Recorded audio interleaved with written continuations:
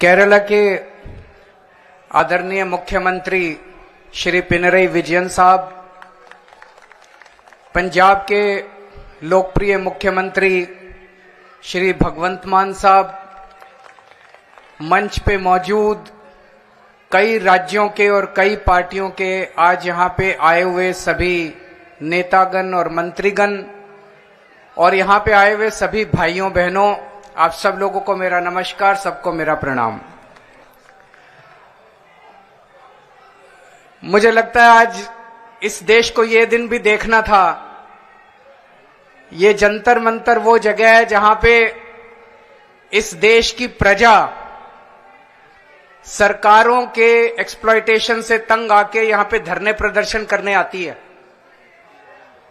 लेकिन आज यहां पे केरला के मुख्यमंत्री को अपना सारा कामकाज छोड़ के केरला से दिल्ली यहां पे धरना करने के लिए आना पड़ा केंद्र सरकार की ज्यादतियों के खिलाफ।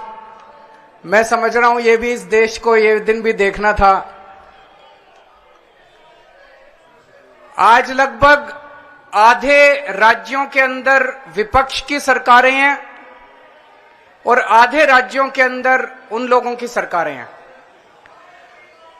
जो विपक्ष की सरकारें हैं आधे राज्यों के अंदर, तो लगभग 70 करोड़ लोगों को ये विपक्ष की सरकारें रिप्रेजेंट करती हैं। 70 करोड़ लोगों को, आधे देश को। और इस वक्त ऐसा लगता है कि केंद्र सरकार ने विपक्ष की सरकारों के खिलाफ युद्ध छेड़ा हुआ है। ऐसा लगता है कि जंग छेड़ी हुई है, लड़ाई छेड़ी हुई है। हिंदुस्तान पाकिस्तान का रखा है हम लोगों के साथ। हम ये पूछना चाहते हैं कि क्या आप इन 70 करोड़ लोगों को अपना नहीं मानते? क्या आप केरला के लोगों को अपना नहीं मानते? क्या आप तमिलनाडु के लोगों को अपना नहीं मानते? क्या आप कर्नाटका के, दिल्ली के, पंजाब के, वेस्ट बंगाल के लोगों को अपना नहीं मानते? क्या ये सारे पराये हैं? क्या ये भारत के नागरिक नहीं हैं?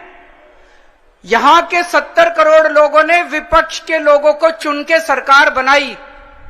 संविधान के अंदर लिखा है कि इन सरकारों की क्या पावर है। शिक्षा की पावर राज्य सरकारों की, स्वास्थ्य की पावर राज्य सरकारों के, संविधान के अंदर लिखा है कि क्या क्या पावर है। आप हमें अपना काम ही नहीं करने देते।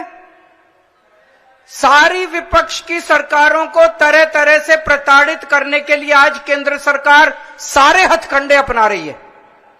मोटे मोटे तौर पे देखें तो 3 तरह से केंद्र सरकार विपक्ष की सरकारों को तंग कर रही है। सबसे पहला, केंद्र सरकार जायज फंड, जो हक है राज्यों का, वो फंड नहीं दे रही है। दूसरा तरीका, गवर्नर्स के और लेफ्टिनेंट गवर्नर के जरिए रोज काम में टांग अड़ाती है, हर काम में टांग अड़ाती है। और तीसरा तरीका, एजेंसीज को छोड़ के जिसको मर्जी पकड़ के जेल में डाले जा रहे हैं, जिसको मर्जी पकड़ के जेल में डाले जा रहे हैं। सबसे पहले मैं पहले तरीके पे आता हूं। यहां पे पिनरई विजयन साहब बैठे हैं, पंजाब के मुख्यमंत्री बैठे हैं, मैं दिल्ली का मुख्यमंत्री और कई सारे राज्यों के मंत्रीगण आए हुए हैं। हम सारे रोज इस बात को झेल रहे हैं कि जो जायज फंड उस राज्य के बनते हैं वो फंड हमें नहीं दिए जा रहे। अगर केरला के लोगों को उनके हक के फंड नहीं दिए जाएंगे तो काम कैसे चलेगा? सरकार कैसे चलेगी? केरला की सरकार कैसे चलेगी? तमिलनाडु की सरकार कैसे चलेगी? और हम यहां भीख मांगने नहीं आए। विजयन साहब यहां पे अपने घर के लिए, अपने परिवार के लिए पैसे मांगने नहीं आए, अपने बच्चों के लिए, अपने बीवी बच्चों के लिए पैसे मांगने नहीं आए। वो केरला के लोगों के लिए पैसे मांगने आए हैं। आज पंजाब के मुख्यमंत्री यहां अपने 3 करोड़ लोगों के लिए फंड मांगने के लिए आए हैं। मैं दिल्ली का मुख्यमंत्री अपने दिल्ली के 2 करोड़ लोगों का हक मांगने के लिए आया हूं। संविधान में लिखा है कि कितना पैसा किस सरकार को मिलेगा। ये वाला टैक्स आएगा, मैं इनकम टैक्स में था, ये थोड़ा सा ज्यादा जानता हूं इसको, तो कितना फंड कौन सी सरकार कितना फंड इस्तेमाल करेगी, कैसे इस्तेमाल करेगी, फाइनेंस कमीशन होगा, फाइनेंस कमीशन तय करेगा, ये पैसा केंद्र के पास जाएगा, ये पैसा राज्य सरकार। अरे जो हमारा हक है, हमारा नहीं, लोगों का हक है, केरला के लोगों का हक है, तमिलनाडु के लोगों का हक है, वेस्ट बंगाल के, पंजाब के, दिल्ली के लोगों का हक है, वो हक आप कैसे छीन सकते हैं लोगों का? आप उनका काम कैसे रोक सकते हैं? अगर आप हमारे लोगों के पैसे नहीं देंगे तो हम सड़कें कैसे बनाएंगे, बिजली कैसे देंगे, लोगों का विकास कैसे करेंगे? मैं भी एक दो बैनर देख रहा था, उसमें लिखा था कि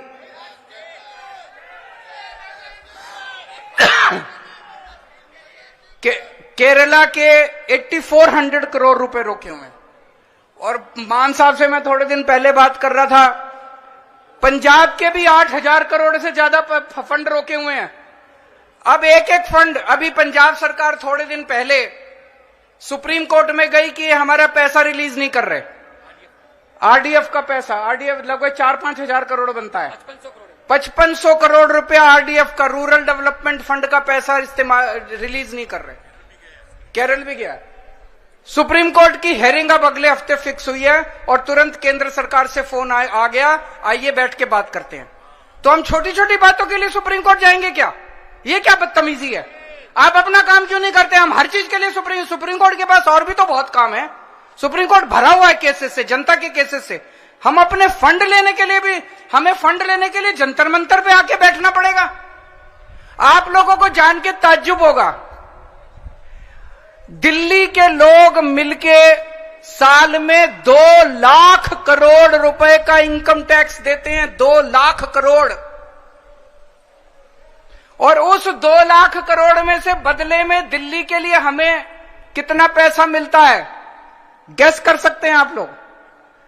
2 लाख करोड़ रुपए हम केंद्र सरकार को देते हैं दिल्ली के लोग मिलके इनकम टैक्स में, और उस 2 लाख करोड़ में से दिल्ली के लोगों को एक साल में 325 करोड़ रुपए मिलते हैं। इतना तो अंग्रेजों ने भी नहीं लूटा होगा 100 साल में जितना ये लोग लूट रहे हैं। ये तो हद हो गई है। तो कपिल सिब्बल साहब का स्वागत है। दूसरी चीज, गवर्नर्स और लेफ्टिनेंट गवर्नर्स के जरिए ये जिस तरह से सरकारों को तंग कर रहे हैं, संविधान के अंदर साफ साफ लिखा है कि ये हमारे सब्जेक्ट्स हैं। उन सब्जेक्ट्स के अंदर भी रोज गवर्नर हर राज्य के अंदर टांग अड़ा रहे हैं। सबसे इंटरेस्टिंग तो अभी पंजाब के अंदर हुआ। पिछले साल पंजाब सरकार ने बजट सेशन, अपनी असेंबली का बजट सेशन कॉल करने के लिए गवर्नर के पास फाइल भेजी। गवर्नर ने बजट सेशन करने की परमिशन नहीं दी। सोचिए, एक चुनी हुई सरकार, फुल स्टेट, उसका मुख्यमंत्री, उसकी कैबिनेट प्रस्ताव पारित करके कहती है कि हम फलानी तारीख से बजट सेशन बुलाएंगे और उसमें राज्य का अगले साल का बजट पास करेंगे। गवर्नर ने बजट सेशन की भी परमिशन नहीं दी। अल्टीमेटली सुप्रीम कोर्ट जाना पड़ा। सुप्रीम कोर्ट ने गवर्नर को खूब लताड़ा। लेकिन प्रॉब्लम यह है कि इनको लताड़ का, गाली गलौज का, इनको सुप्रीम कोर्ट रोज लताड़ता है इन लोगों को, इनको कोई फर्क ही नहीं पड़ता। तो इस तरह से दिल्ली के अंदर तो आप सब लोग देख ही रहे हैं कि हर काम के अंदर किस तरह से लेफ्टिनेंट गवर्नर हर काम के अंदर, छोटे से छोटे काम के अंदर टांग अड़ा रहे हैं। और तीसरा तरीका है ईडी। यह अब इनका एक नया हथियार आ गया, ईडी। अभी तक इस देश के अंदर यह कानून होता था कि अगर आपने कोई क्राइम किया तो उसकी जांच होती थी, फिर उसमें मुकदमा चलता था। मुकदमे में तय होता था कि कौन कौन दोषी है, कौन कौन निर्दोष है। जो दोषी है उसको सजा मिलती थी, वो जेल जाता था। मुकदमे के बाद, मुकदमा खत्म होने के बाद आदमी जेल जाता था जिसको दोषी माना जाता था। अब ये अब तय कर लेते हैं कि इसको जेल भेजना है, तो उसको पकड़ लेते हैं, उसको जेल में डाल देते हैं। फिर सोचते हैं अब इस पे क्या मुकदमा करें, इस पे क्या केस बनाएं। फिर ये केस बनाते हैं और केस बनाने के बाद फिर वो तब तक जेल में रहता है जब तक कि मुकदमा पूरा ना हो जाए और वो निर्दोष साबित ना हो जाए। हमारे देश के अंदर 15-15 साल लग जाते हैं मुकदमे पूरे होने में।